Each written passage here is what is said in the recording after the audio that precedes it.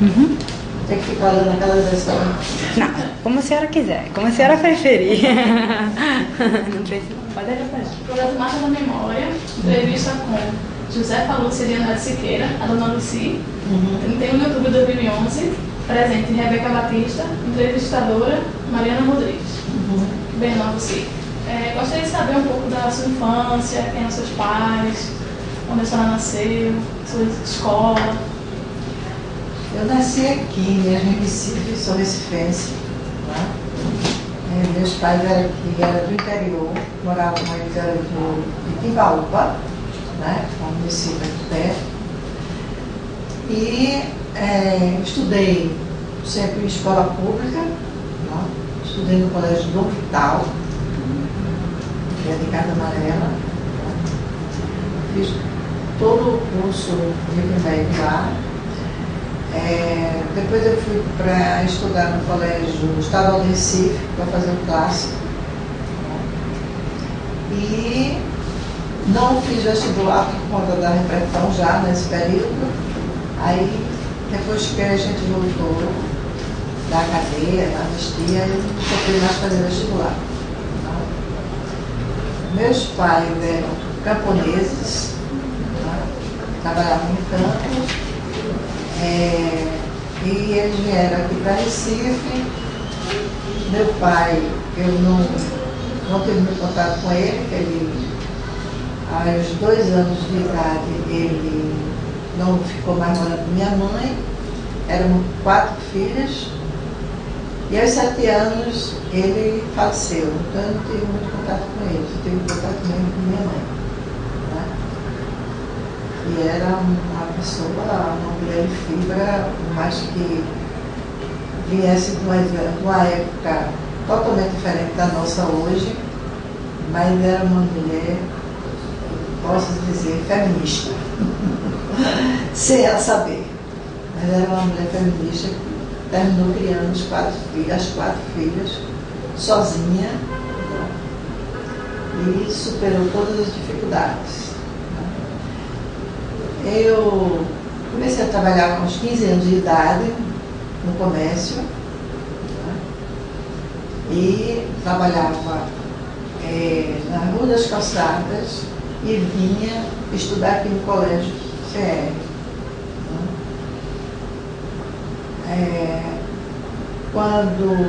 Depois eu entrei, tinha um movimento que nós morávamos na fábrica da macaxeira, porque eu tinha 2 irmãs que era operária, né? Na fábrica Autor Bezerra de Melo. E nessa fábrica eu aprendi não só a sobreviver com minhas irmãs, como eu comecei a despertar para o movimento operário. Isso aos 15 anos? O padre da fábrica da macaxeira, o padre que ele era bastante reacionário, mas a gente morava na casa paroquial, quer dizer, ali no Buriti, todas aquelas casas ali da macaxeira eram do dono da fábrica. Em que ano, mais ou menos? Isso eu tinha 7 anos, quando eu fui morar lá, eu estou com 63, aí fazer uns cálculos para poder saber, né? Eu tinha 7 anos. Quando teve a primeira greve, uma grande greve aqui, dos tecelões, e as minhas irmãs participaram dessa greve. Né? E eu praticamente participei também da greve, porque como as meninas estavam participando, terminava a família entrando nisso, por tudo. Né?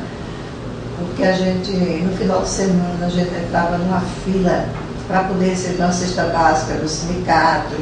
Então era um negócio assim grande, porque aquela fábrica era muito grande. E por a gente ter participado da greve,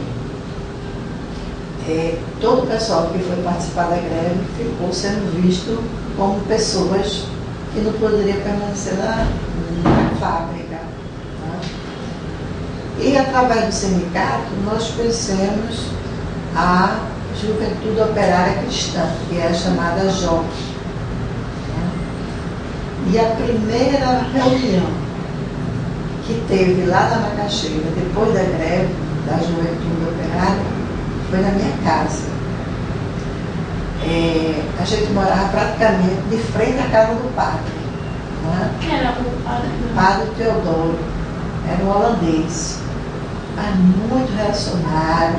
Ele servia ao patrão, ele não servia a... Antes da senhora entrar nesse movimento da JOC, a senhora teve alguma leitura anterior, assim, de algum livro marxista ou coisa que influenciasse? Antes não. Porque eu era muito criança nessa época. Eu ia para as reuniões por causa das minhas irmãs. Então, eu aprendi assim. As minhas irmãs iam, que naquela época era muito raro você ler um livro marxista. Você tinha prática, você não tinha teoria. Não é? Você estava ali sofrendo e você precisava fazer alguma coisa. E essa alguma coisa é você ir para a rua, é você, com os outros companheiros, fazer alguma coisa para melhorar os salários, conseguir um trabalho. Não. Eu tinha duas irmãs que trabalhavam lá e, junto com outros companheiros, tiveram vários problemas de saúde. Eu tenho um sobrinho que nasceu com um problema muito sério de uma deficiência. Ele é uma pessoa que trabalha, mas tudo dele é meio retardado, por conta de uma lançadeira. A lançadeira é uma peça que ela vai e volta dentro da máquina, pegando fio. E ela pode se soltar, porque a velocidade dela é muito grande. E essa lançadeira, quando se solta, normalmente acaba com qualquer um que estiver na frente. Então tem pessoas que perderam dedos, perderam mão. E a minha irmã levou essa pancada na barriga. Ela estava trabalhando aqui, ela veio. E dessa pancada prejudicou o menino. Ela estava grávida. Estava grávida. Então tudo isso era corriqueiro, que a gente presenciava, que as pessoas chegavam com a mão ensanguentada em casa e ficavam 2, 3 dias sem trabalhar, por conta disso. Então era a prática que ele ensinava você lutar por alguma coisa melhor. Né? Então naquela época praticamente não tinha acesso, só os grandes leitores mesmo era que tinham acesso a esse tipo de coisa. Né? Eu acho que eu nem sabia que existia livro marxista. Né?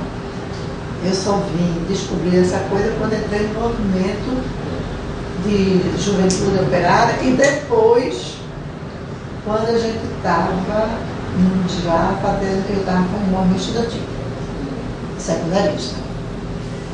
Então, com esse movimento de JOC, o padre denunciou a gente, a casa da gente. E era na casa da gente que estava fazendo as reuniões. E sem complaciência nenhuma, a gente estava em casa, no sábado à tarde, quando chegou um caminhão para retirar todos os móveis, e o cara perguntou, leva para a moça. Ninguém esperava. Então, assim, isso fazia com que você tivesse mais raiva e incentivasse você a fazer alguma coisa. Então, eu estava pequenininha, com 7 anos de idade, via minhas irmãs chorando e minha mãe chorando, e a gente não sabia para onde ir com o caminhão.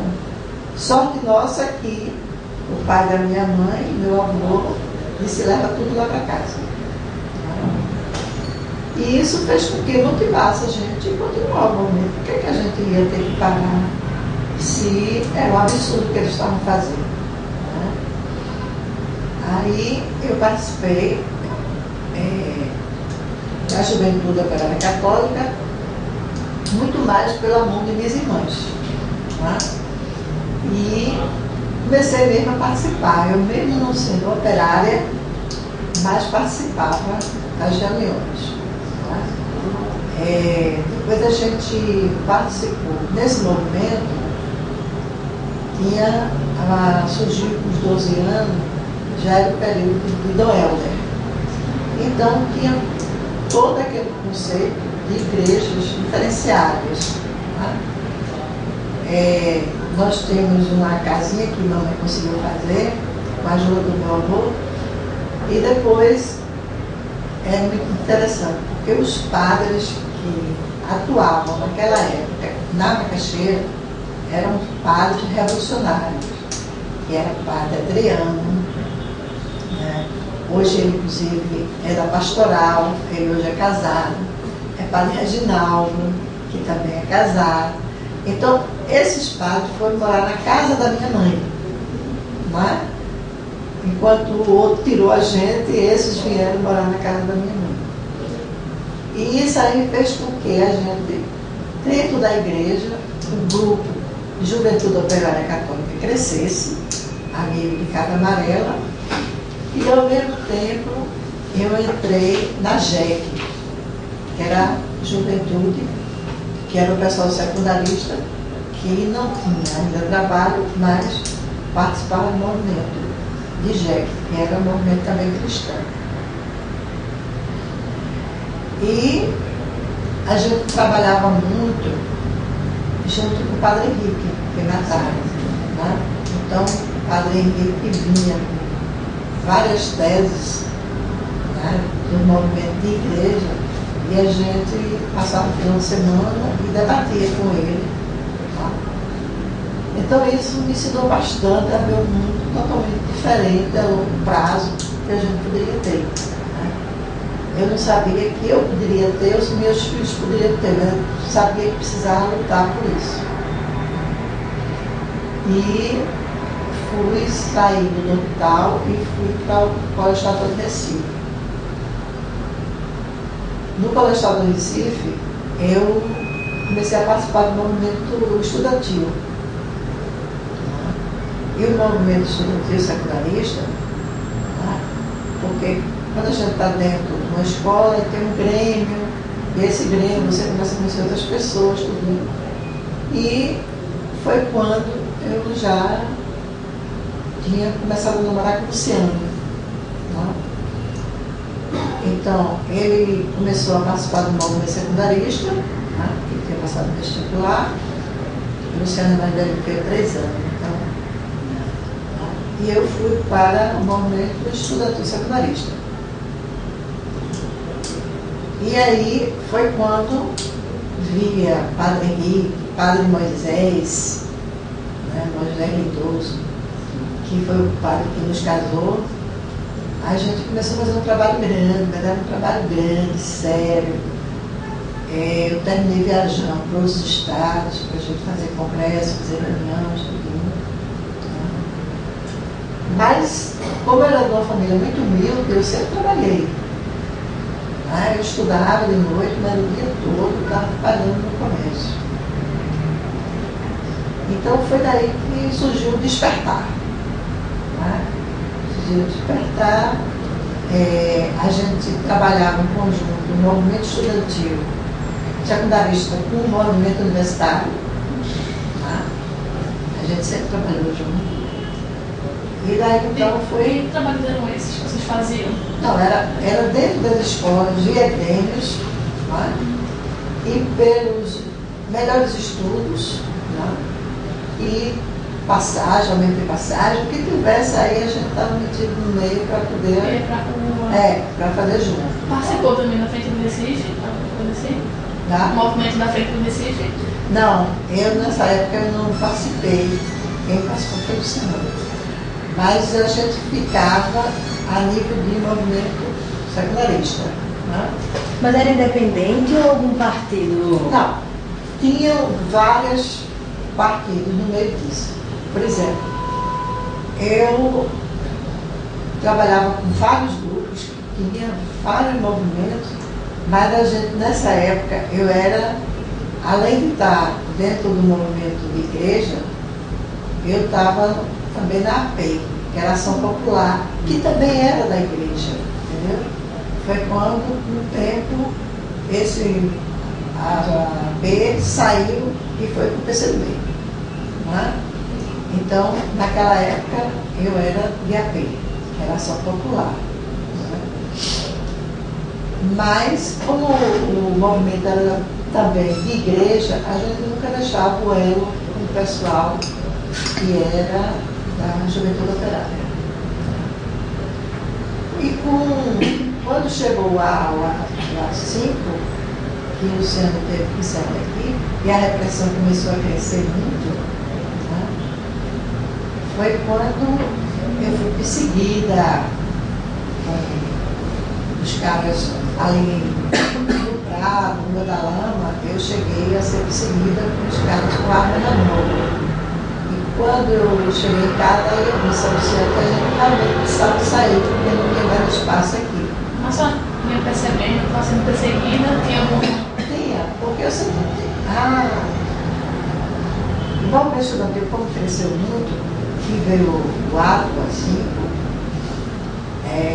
por exemplo, o Luciano não ia mais em casa porque o pessoal estava na frente da porta da mãe dele. E eu não saí de casa logo no começo, mas a gente resolveu casar, comunicamos à família que a gente ia casar, né? Até porque a gente não tinha mais condições de viver na casa dos pais por conta da repressão. E a gente foi morar numa casa ali na Mostardinha, uma casinha muito simpática, pequenininha, e a família não sabia o endereço da gente, nem o meu nem o do Luciano. Então, a família... Já tinha acontecido o golpe ou? Já estava em pleno acesso. A gente casou, a gente se conheceu em 65 e em 70 a gente casou.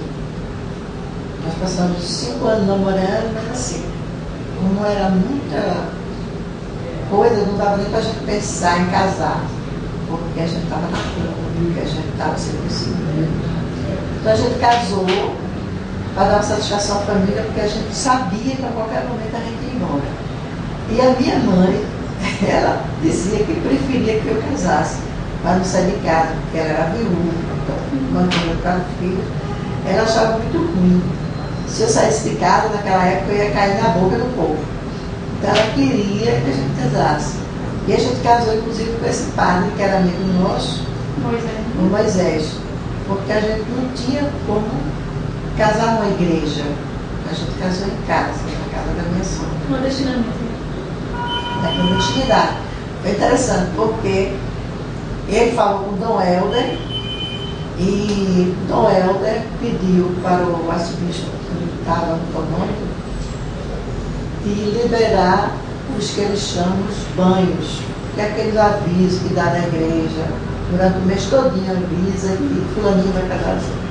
Isso tinha que acontecer. E Dom Helder disse que liberava para a gente, porque sabia que a gente a qualquer momento, por isso aí. Então a gente casou na igreja com Moisés, que é um padre muito interessante, né? E ele fez um casamento simples, só com a família, e a gente saiu também, sem dizer para onde a gente ia, né? E fomos para Mostardinha. Só que na Mostardinha, como eu estava sendo perseguido, eu cheguei em casa e disse que os caras iam perseguido, e Luciano também estava sendo procurado de todo jeito, porque ele já tinha sido caçado tudo. Aí o partido, nessa época já era o PCdoB, que a gente já estava militando no PCdoB, achou por bem que a gente realmente saísse daqui. A princípio, como era uma coisa corrida, a gente saiu e nós fomos morar em Campina Grande, né? Clandestinamente, a família também não sabia. A gente, quando tinha uma situação, a gente se encontrava em uma outra cidade, alguém da família com a gente, né? Para poder a gente dizer como é que a gente estava e ao mesmo tempo saber se a repressão estava procurando, porque eles iam na casa procurar pela gente, procurar se tinha alguma coisa, material. Eu me lembro que mamãe tinha um álbum de fotografia da gente e mamãe terminou rasgando. Que foi a coisa pior que ela fez, porque hoje a gente precisa, às vezes, lembrar e não tem, porque ela, com medo, ela rasgou o álbum de fotografia da gente. Aí nós saímos para morar lá, passamos um pouco tempo, mas a polícia conseguiu saber que a gente estava morando lá. Então saímos também correndo de Campina Grande, que é um local que me deixou assim, grande saudade, porque nós moramos um período lá, e as pessoas de lá, é porque é um negócio assim muito interessante. A sensação que dava é que aquelas pessoas que moravam na minha rua sabiam quem a gente era. Eles não queriam dizer, mas eles sentiam que a gente era diferenciado, que a gente gostava de conversar na calçada com ele. Tinha uma linguagem diferente da dele. Por mais que a gente tentasse conversar igual a eles, ter o sotaque dele, mas eles percebiam pela conversa. Às vezes eles iam com um probleminha de doença conversar com a gente. E o Luciano estava fazendo ainda, quando saiu daqui, estava fazendo medicina. Então ele dizia, toma esse remédio. Então éramos diferenciados. Então ele nos ajudava, por exemplo, quando o Luciano viajava, nas reuniões clandestinas, eu ficava só. E ele sabia que eu não gostava de cozinhar sozinho. Aí ele mandava comida para mim, mandava uma sopa. Teve uma vez que o ladrão chegou lá em casa, eu estava sozinha. Eles foram me socorrer. Aí comecei o dia, todo mundo na calçada sentado, porque eles estavam lá conversando comigo para eu não ficar sozinha na casa. Então era uma coisa assim, quando eu tive que sair, foi muito choro, né? Muito choro mesmo, dele e da gente, porque criou uma relação forte e eu sabia que ele sabia o que era a gente. Né? Teve que sair de lá por quê? Porque a polícia soube, teve um companheiro que foi nos dizer, ele trabalhava numa empresa e chegou na empresa 2 pessoas perguntando se o pessoal dessa empresa conhecia 2 pessoas assim, tinha que falar. Porque eu tinha ido nessa empresa conversar com essa pessoa, porque a gente se apoiava financeiramente, porque a gente não podia trabalhar, não tinha nada fixo, e algumas pessoas que sabiam por que a gente estava ali e contribuíam com alguma coisa, ou davam uma alimentação para a gente, ou alguma coisa. E eles ficaram sabendo por alguém que teve 2 pessoas lá estranhas e eles vieram procurar. Então essa pessoa avisou a gente e a gente não teve dúvida. A gente tinha uma caixa e a caixa era mais ou menos desse tamanho, que a gente chamava paixão. E toda vez que a polícia estava atrás da gente, a gente botava tudo que a gente tinha nesse caixão e mandava embora, trem, caminhão, coisa para onde a gente fosse. Você viu o que, é que a gente tinha, só que nesse caixão. Estava bom as coisas do jeito. Então, a gente teve que sair de lá correndo, mas foi muito traumático. Eu me lembro que o taxista perguntou se a gente morava ali há muitos anos e eu disse que não. Que a gente só conseguiu morar 4 meses lá. E eles, até brincando, ele disse, eu vou morar nessa rua é uma maravilha, porque vocês estão indo embora, está todo mundo chorando aí. Não é? Aí nós fomos morar em Maceió. Né? E em Maceió nós moramos ali no bairro do Feijão do Lago, que foi também uma estadia lá muito boa. Mas a gente já tinha planejado não ficar lá, foi só a passagem. E nós fomos para, depois, Santana de Ipanema, que é um lugar que ela é muito longe. Praticamente, depois de Santana, só tem Delmiro Gouveia e depois Paulo Afonso, né? Sertão mesmo bravo. E lá, eles terminaram me prendendo lá. Né? Que Luciano foi preso no Crato. Né? E normalmente a gente dava um prazo de chegar tal dia. Se ele não chegasse tal dia, a gente ficava até meia-noite, e meia-noite ia até se ficava. Você não podia ficar, isso era uma lei que tinha entre a gente. Né? Só que às 4 horas da tarde eles chegaram em casa. Eu me lembro que chegou 2 tipo aquelas mães antigas que se chamavam Camburão também, com 7 homens armados para pegar uma mulher sozinha desse tamanho. E desceram assim, gritando, uma barra metralhadora, um susto muito grande.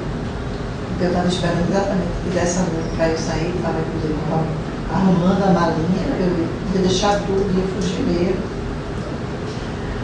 E eles chegaram. E me trouxeram para cá, para o Dói. Eles iam no chão, com venda nos olhos, encapuçado. E era tanto que eles escondiam, que eles botavam o pé em cima de mim. Eu fiquei assim, e o apoio deles era o pé em cima de mim. E eu cheguei aqui, eu estava de relógio, na hora que eles me prenderam, eu estava de relógio, na hora que eles me prenderam, eu olhei o relógio, né? Que a gente estava saindo. Quando eu cheguei aqui, que era aqui nesse quartel, eu fui na Faculdade de Direito. Hoje ele não é mais quartel, mas antigamente era quartel. E essa área exatamente que ficava perto da rua Riachuelo, era uma espécie, todo mundo dizia que era uma espécie de garagem do quartel. Só lá era o cárcere. Entendeu? O quartel ficava lá de cá, na Rua do Príncipe, à frente da Rua do Príncipe. E lá da Rua Riachuelo tinha um portão grande, que eles abriam e fechavam para os carros entrarem. Então todo mundo achava que era uma garagem do quartel. Só que era exatamente o cárcere que eles preparavam lá as torturas, sala de tortura do lado. E quando eu cheguei, eu vi, eu pedi para ir no banheiro, aí quando eles tiraram a coisa, eu olhei a hora, e pela hora eu calculei que eu estava em Recife. Eu sabia que era considerado para cá. Eles diziam que não, tinha uns que diziam que eu estava na fronteira, tinha outros que diziam que eu estava no Amazonas, cada um disse essa coisa no meu ouvido. Só que quando eu entrei, eu já percebi que aquilo ali era uma prisão, pelo ambiente que estava, era de noite, mas aí eu tinha várias gravezinhas, tudo no escuro, mas eu via as graves. E nessa ida para o banheiro, eu passei e vi o grito de Luciano, que ele me chama de nega, ele disse nega. Quando ele disse nega, foi que eu percebi, eu disse, Luciano está preso e terminou eu caindo lá. Não que ele tivesse dito onde é que eu estava, mas como a gente vendia confecções para sobreviver, pela uma nota fiscal, que a gente tinha tudo, a gente tinha documento falso, a gente pagava imposto, a gente fazia tudo. Pela nota fiscal de uma loja, eles pegaram o endereço lá de Santana do Caminho. Aí os caras, pela nota, eles foram para lá. Agora, eles, inclusive, eles achavam que lá era um aparelho.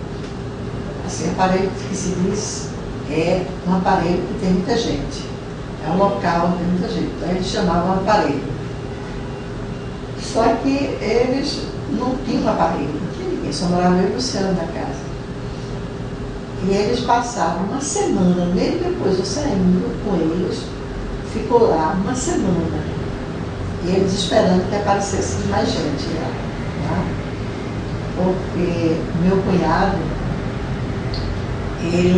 quando ele viu muita gente caindo, naquela época chamava fulano caiu, que eram as quedas dos companheiros. Aí Luciano tinha dito que morava em Santana, a única coisa que ele disse, que morava em Santana, esse irmão dele. Aí esse irmão dele resolveu ligar para o posto telefônico lá. E dando nomes que a gente morava lá com nomes diferentes.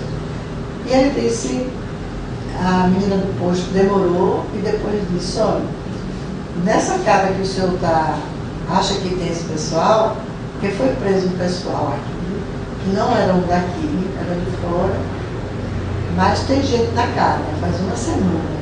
que esse pessoal está na casa. Então eles passavam uma semana esperando para ver se vinha da gente, né? Não aconteceu.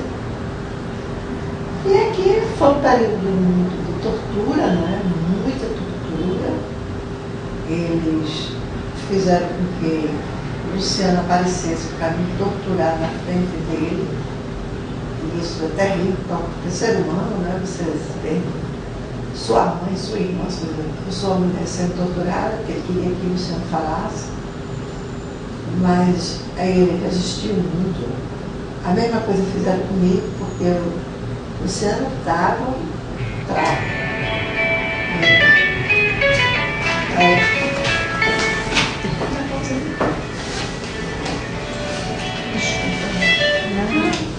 a gente esqueceu desse detalhe. Aí o seguinte, ele estava num testículos terrível, de tanto ser castigado, e eu vi, presenciei ele andando. Ele andava assim, com os pés dentro, parecia que tinha uma geladeira com os pés. E eu sabia que era por conta das torturas, que ele estava daquele jeito. Mas foi um momento muito ruim. Nós passamos muito tempo aí no cárcere. Eu fui levada, me torturava bastante. Eu fui levada para a cela e quando eu cheguei na cela, tinha duas companheiras que eu não conhecia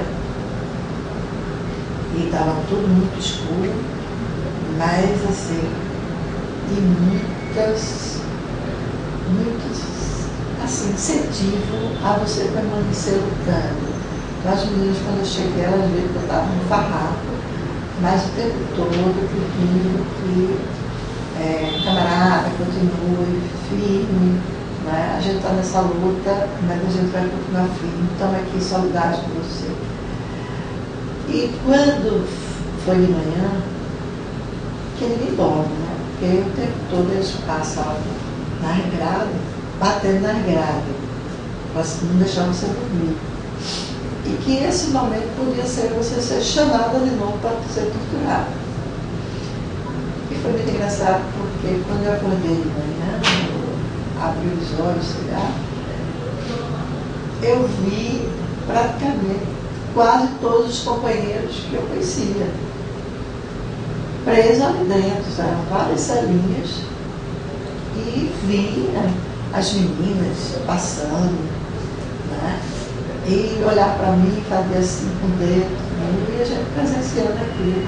Que eu disse, pô, foi tudo preso, não tem mais ninguém lá fora.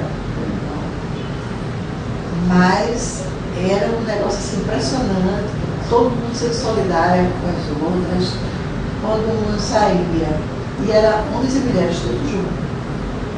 Quando um saía para ser torturado, um carcereiro, a gente cantava, né?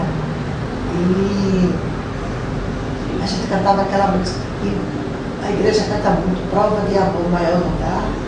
Não sei se vocês conhecem.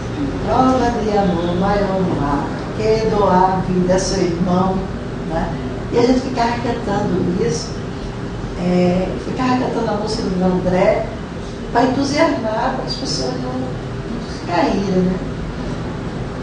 E isso foi muito forte, né? Cada vez que eu ia ser torturada, eu lembrava daquilo, que tinha muita gente ali e que a gente não podia abrir para cair na gente que estava lá fora. Comigo ficou registrado uma cena muito grande de um companheiro que enlouqueceu dentro da cela. A minha cela ficava de frente para dele e ele tinha, o Raimundo Oswaldo, ele tinha um problema, que ele era atleta, mas ele teve um problema na perna e ele ficou praticamente com uma ferida aqui na perna muito grande. Por ele ser diabético, então nunca fechava aquela ferida. E ele foi ser chamado para ser torturado e terminaram botando ele para olhar e o pau de arara amarrava ele exatamente na perna onde ele teve esse problema. Né?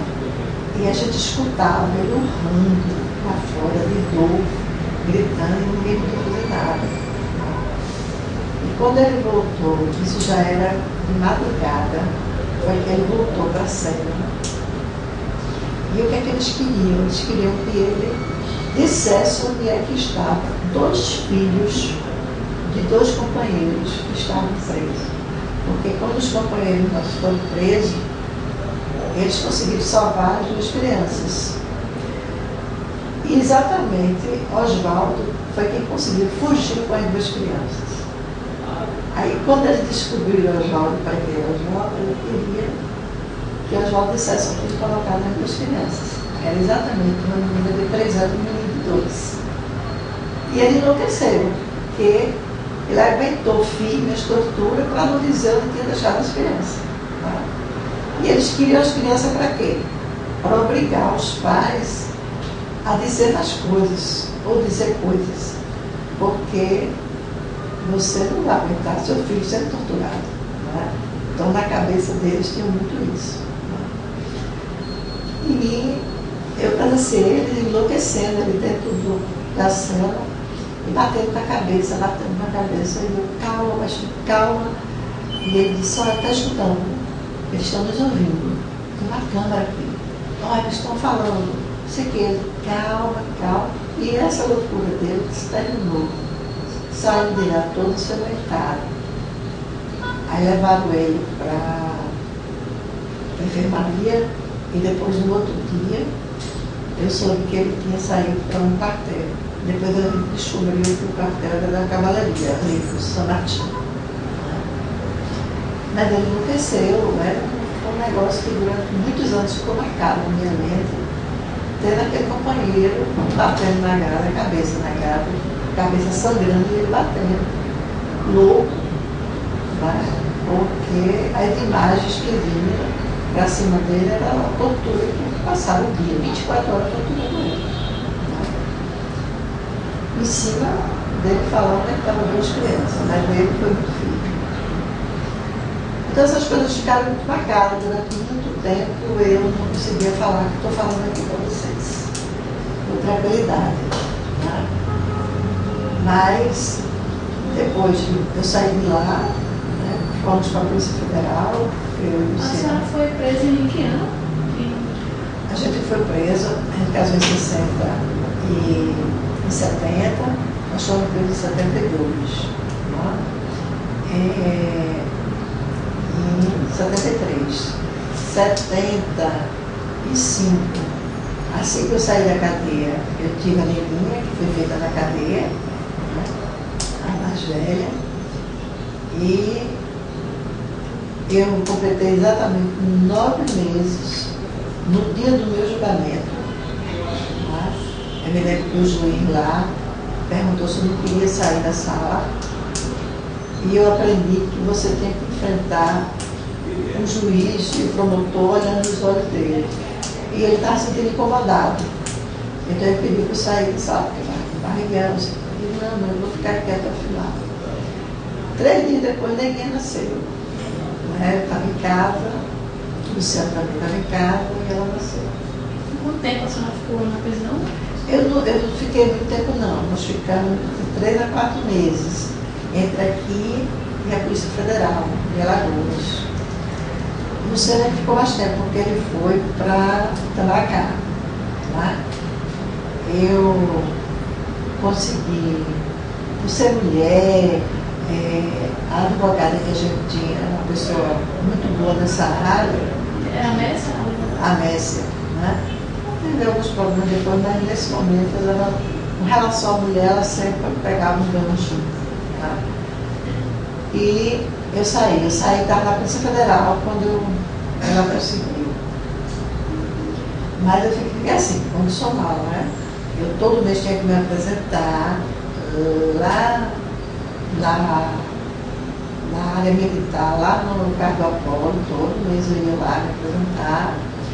Eles sabiam onde eu estava, eu voltei a trabalhar, então eles tinham tudo meu. todo mês eu tinha que ir lá para dizer que estava aqui, que não tinha fugido.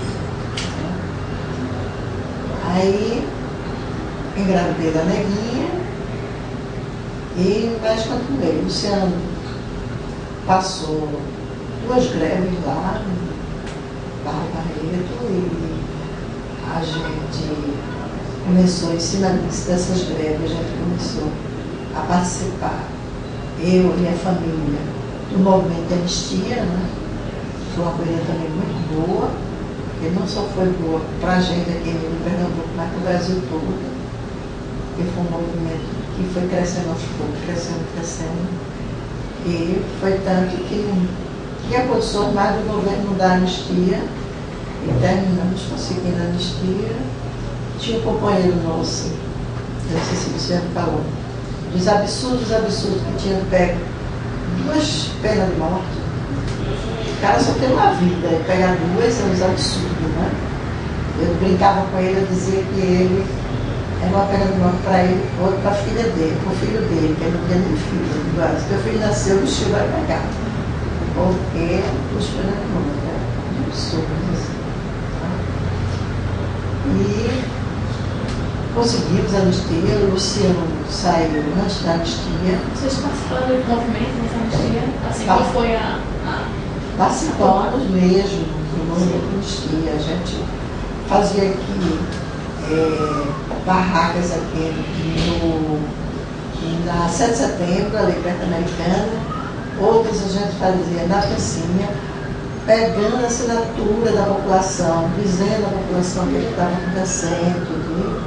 E se a gente não tinha dinheiro, a gente pegava um megafone e ficava andando na rua com o megafone. Né? A gente denunciava o que estava acontecendo na cadeia, que os nossos companheiros estavam em greve de fome, tudo que estava acontecendo.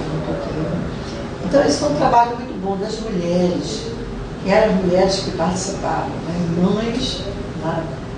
E companheiras dele. E isso terminamos a gente saindo daqui para outros estados, terminamos em Brasília e terminou chegando mesmo na anistia. Né? Quando a anistia chegou, o Luciano já estava fora, né? Mas os nossos outros companheiros, a gente conseguiu tirar ele de lá com muita garra mesmo da mãe, era um movimento praticamente feito só por mãe e mulheres. Isso foi uma coisa muito boa também. Não só para a gente que militava, mas para muitas mães que não militavam, inclusive não entendiam o porquê que o filho resolveu partir para um negócio desse, com todos os riscos. Aí que a partir do momento que ela mexia com o filho, ela se mobilizava para ir para a rua. Né? Então era um movimento muito solidário, de famílias que ficavam ajudando as famílias, né? Famílias que não podiam ajudar, não podia chegar junto na prisão por falta de dinheiro, mas daí a gente era solidário, a gente cotizava. Tinha umas camponeses, por exemplo, que estavam passando fome porque o pai estava na prisão e a gente mandava a feira para elas. Então era um movimento muito humanitário, né, que se criou em torno desse movimento de anistia. Isso foi um negócio muito bom. Depois a neguinha nasceu, eu voltei a trabalhar, Luciano voltou a fazer medicina, com todo esforço. Né? A princípio, a gente montou umas bolsas de artesanato para vender na Feira Rica, porque eu já tinha neguinha e a gente não queria depender de família, né? Apesar de eu morar com minha sogra. Então, eu trabalhava numa empresa de seguro e Luciano fazia essas bolsas. E no domingo a gente ia vender na Feira Rica. Foi assim que a gente viu a neguinha crescer. E foi assim que ela nos descobriu que nós éramos pais diferenciados das coleguinhas dela. Né? Eu não sei se o Luciano falou que a gente tem uma filha que é cineasta. A Tuca. E a Tuca, ela agora recentemente fez um filme também, que é Via Ministério, e o movimento Tortura de Canais, e que ela, quando fez esse filme sobre as 22 mulheres que passaram no Bom Pastor, que eu não passei, eu fui direto para a Polícia Federal. E as mulheres do Bom Pastor, que eram pessoas que sempre foram ligadas a gente também, participaram do movimento, e que ela tinha como as tias, né? Porque a gente, quando voltou da prisão, e todo mundo vivia uma casa do outro. E as meninas foram criando uns primos, que era filho dessas companheiras, e tinha eles como tios e as meninas como tias. E ela disse que fazendo esse filme, ela começou a lembrar, né, quando ela era pequenininha, daquelas mulheres, tudinho, e que ela só veio realmente saber da nossa prisão, que a gente tinha aquilo como uma coisa normal. Então a gente conversava na frente dela, mas elas nunca perguntaram. Mas aos 12 anos foi que elas foram descobrir que a gente tinha sido preso. E é muito engraçado, porque ela conta no filme que ela diz assim, eu tomei um susto. E quando eu cheguei em casa, a primeira coisa que eu fui perguntar foi, por que é que vocês foram presos? Vocês são bandidos? Roubaram o quê? Né? Porque a gente resolveu sentar e sabendo com ela. Nas duas, a diferença de ser preso político e de ser preso comum. Mas ela se criava assim. Eu tenho uma foto da nega visitando a prisão. E os tios tudo com ela, passeando na prisão com ela, no braço, tudo.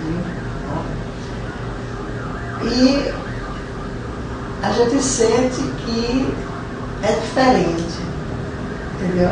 A percepção que elas têm hoje, né, de colegas delas que estudam no mesmo colégio, mas que não tem essa vivência de o que foi que tem os pais que foram presos.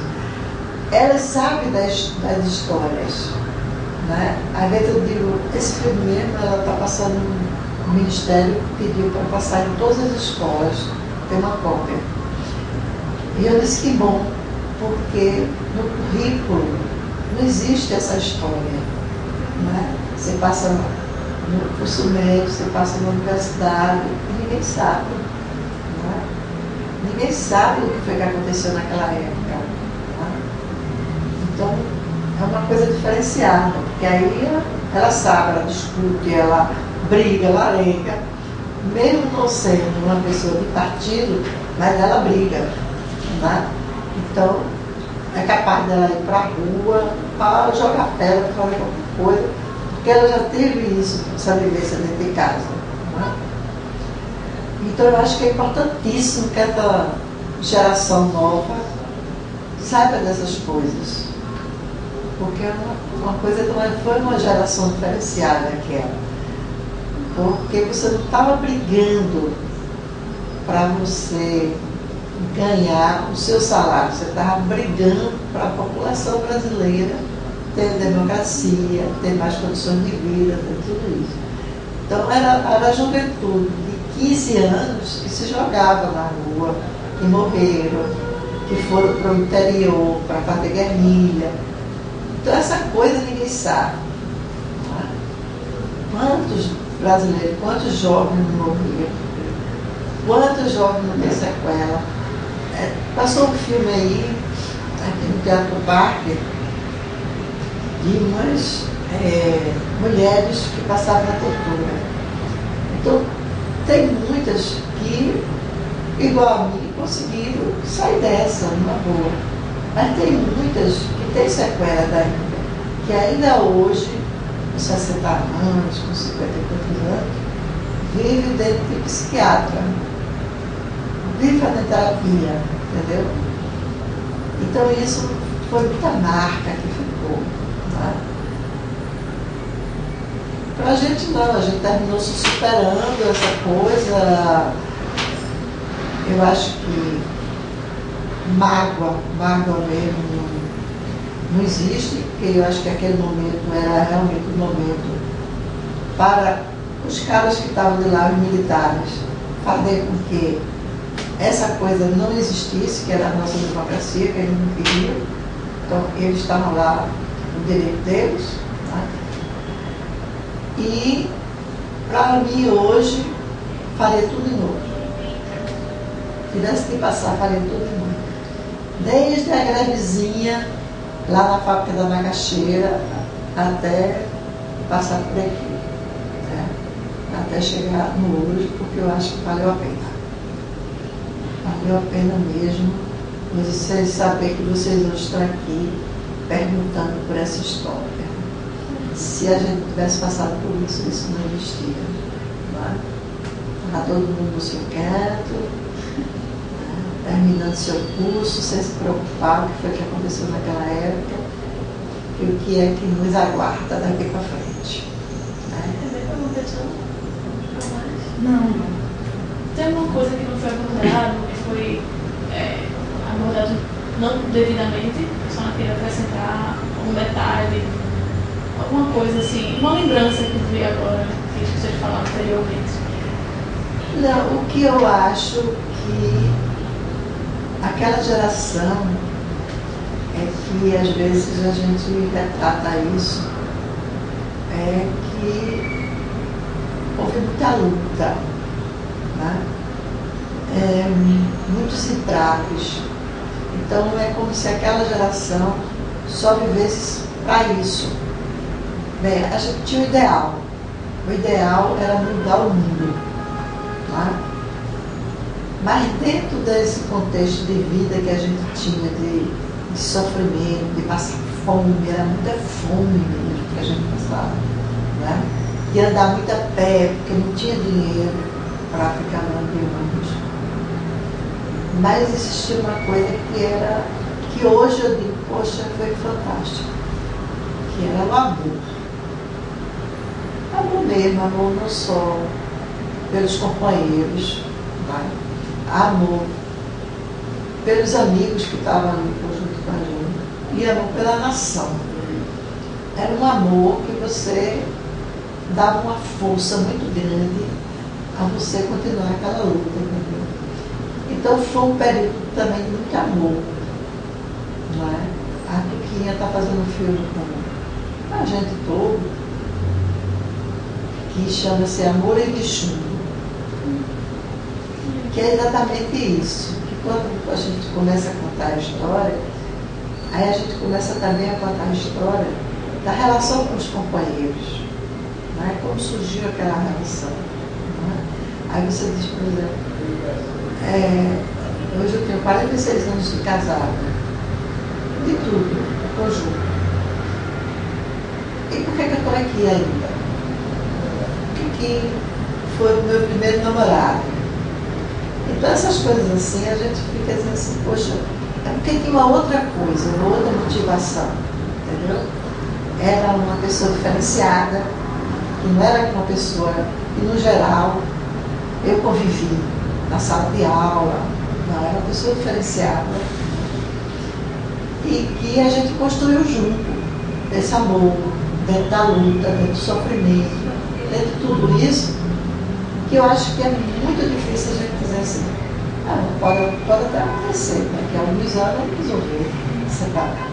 Mas quando a gente olha para trás, tudo a gente estava muito junto. Então eu acho que isso também é muito importante, porque é uma relação, é um amor criado em cima de muita coisa,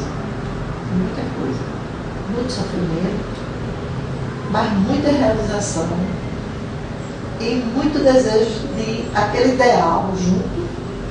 Tem uma frase do Pequeno Príncipe, né, que olhar em ambas as direções, né, nunca, a gente sempre olhar na mesma direção. Então isso faz com que a gente sempre se agarra, né? Às vezes a gente tem um probleminha que poxa, não, mas é ali. A nossa meta foi ali e está sendo ali.